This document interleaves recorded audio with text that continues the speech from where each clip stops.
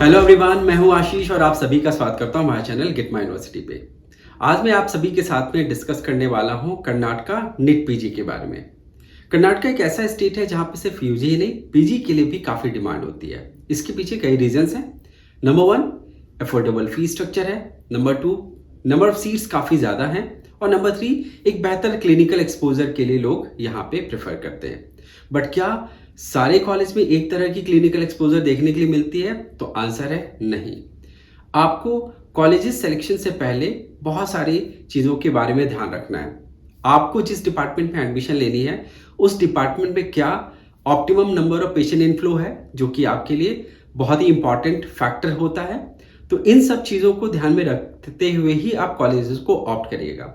आज के इस वीडियो में आपके साथ में डिस्कस करने वाला हूँ क्या काउंसलिंग स्ट्रक्चर होता है कर्नाटक में, एलिजिबिलिटी कंडीशंस क्या है, किस सीट्स पे आप एलिजिबल होते हैं, फीस स्ट्रक्चर क्या है, कट ऑफ क्या रहती है, और साथ ही में बताऊंगा कि किसी भी कॉलेज को ऑप्ट करना है तो उसके लिए किन किन बातों का ध्यान में रखना चाहिए। और मैं आपको इसका एक एग्जाम्पल भी आपको शो करूंगा जहां पे हम एक कॉलेज को एनालाइज करके आपके सामने प्रेजेंट कर रहे हैं, जो कि आपको इसी तरीके से आपने काउंसलिंग प्रोसेस में ध्यान रखते हुए इस तरीके का प्रोसेस फॉलो करना है, तब जाकर के आप सही कॉलेज को चुन पाएंगे।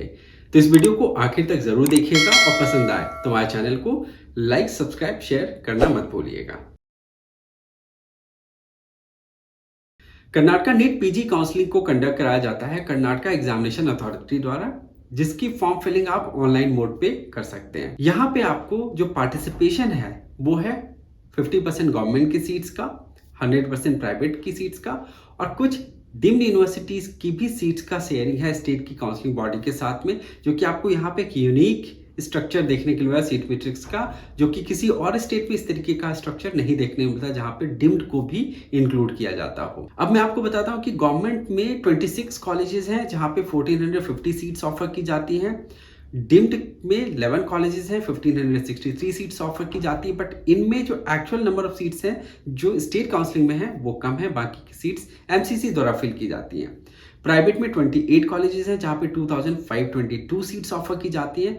एमडी की बात करें तो 3672 सीट्स हैं टोटल, और एमएस में 1825 सीट्स हैं। डिप्लोमा में भी कुछ सीट्स यहाँ पे आपको मिल जाएंगे। 12 कॉलेजेस हैं जहाँ पे 43 सीट्स ऑफर की जाती हैं। Total number of recognise seats जो कर्नाटका में है वो ऑलमोस्ट टोटल सीट्स का 90% है, यानी कि मैक्सिमम नंबर सीट्स आपको रिकॉग्नाइज यहाँ पे मिलेगी। 4383 नंबर है, वहीं परमिटेड में 454 का नंबर यहाँ पे आपको मिलेगा देखने के लिए। सर्विस बॉन्ड एप्लीकेबल है यहाँ पे, जो कि आपको कोर्स की कंप्लीशन के बाद में सर्विस आपको ऑफर करना पड़ेगा उसी हॉस्पिटल के अंदर में। अब एलिजिबिलिटी कंडीशंस क्या है ये जान लीजिए। यहाँ पे काफी कंफ्यूजन होता है कि किस हिसाब से हम किस सीट्स के ऊपर में एलिजिबल हैं। सबसे पहले गवर्नमेंट की बात करते हैं। गवर्नमेंट की सीट्स पे दो तरीके से आप एलिजिबल हो सकते हैं। नंबर वन, आपका स्टेट ऑफ डोमिसाइल कर्नाटका है तो उस केस में आप यहाँ पे गवर्नमेंट की सीट्स को आप क्लेम कर सकते हैं। नंबर टू, आपने एमबीबीएस किया है कर्नाटका से, बट अगर आपने किसी और स्टेट से होकर के एमबीबीएस किया है कर्नाटका में तो आप गवर्नमेंट की सीट्स तो आप ऑप्ट कर सकते हैं, बट वहां पे आपको कैटेगरी रिजर्वेशन नहीं मिलेगा।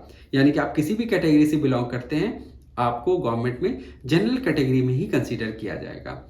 वहीं अगर आपने एमबीबीएस कर्नाटका से किया है, किसी और स्टेट से बिलोंग करते हैं, तो आपको प्राइवेट में भी यहाँ पे दो तरह की सीट्स ऑफर की जाती है, एक जीएमपी और एक ओपीएन, जो कि नॉर्मल फीस स्ट्रक्चर जहाँ पे आपको देखने के लिए मिलेगा।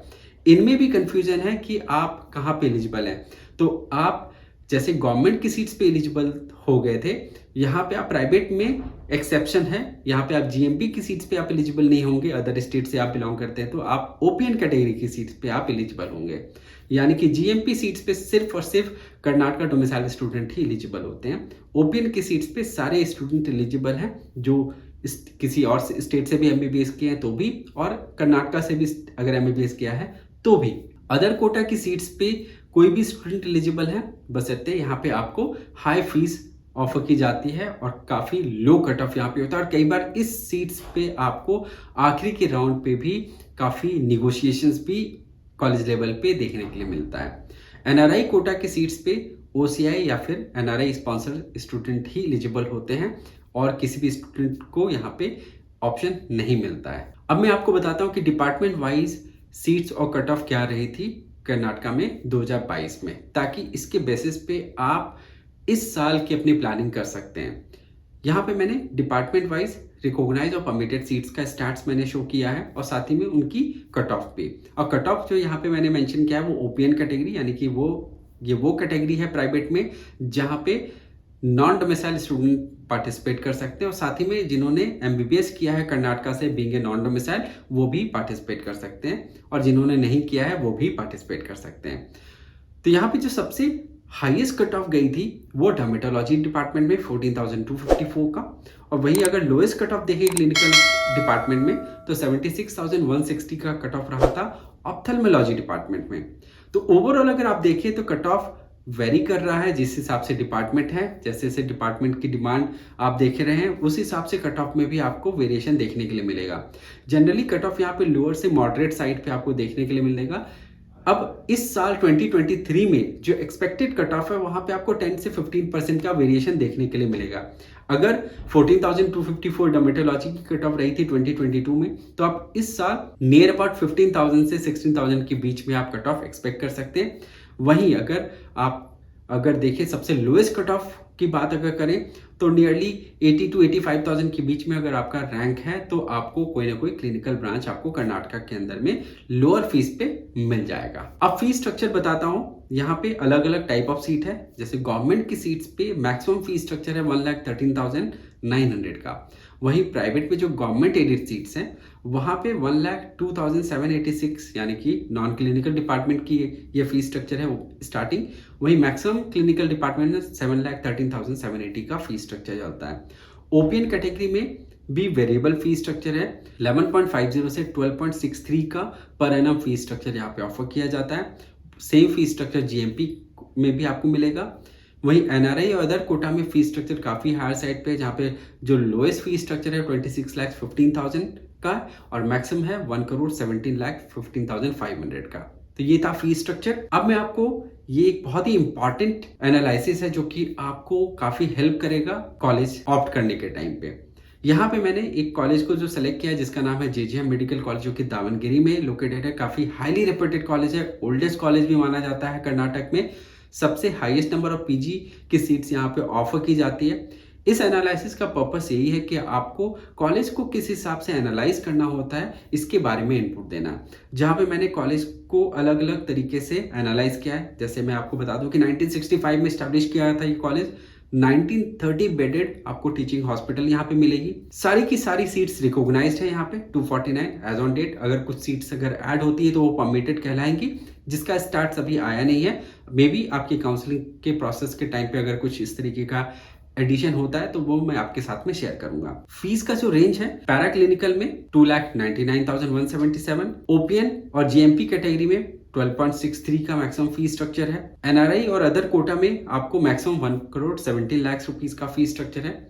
अब मैं आपको कुछ सेलेक्टिव डिपार्टमेंट में किस तरीके का क्लिनिकल एक्सपोजर देखने के लिए मिलता है वो मैं आपको बताता हूँ। रेडियोलॉजी में ऑन एन एवरेज 301 का आपको डेली एवरेज देखने के लिए मिलेगा।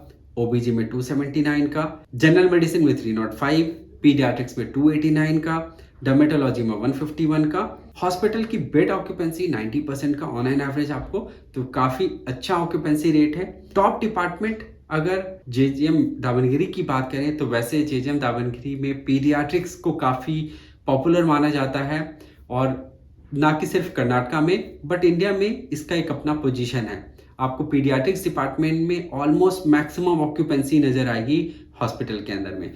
टॉप डिपार्टमेंट में जनरल मेडिसिन, रेडियोलॉजी और पीडियाट्रिक्स यहाँ पे ज़्यादा पॉपुलर है। अब कट ऑफ की बात करते हैं।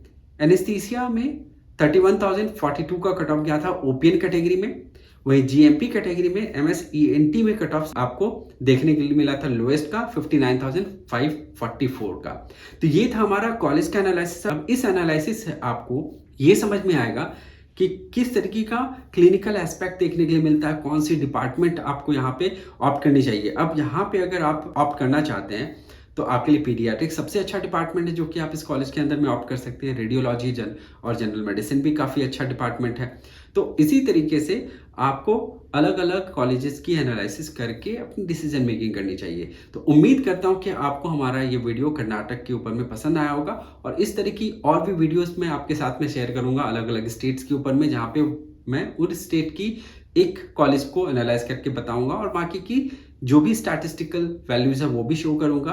तब तक के लिए आप हमारे साथ में जुड़े रहिए। कुछ क्वेरी हो आपकी तो हमारे कमेंट बॉक्स पे ड्रॉप करिए। Wish you all the best for your upcoming counselling process.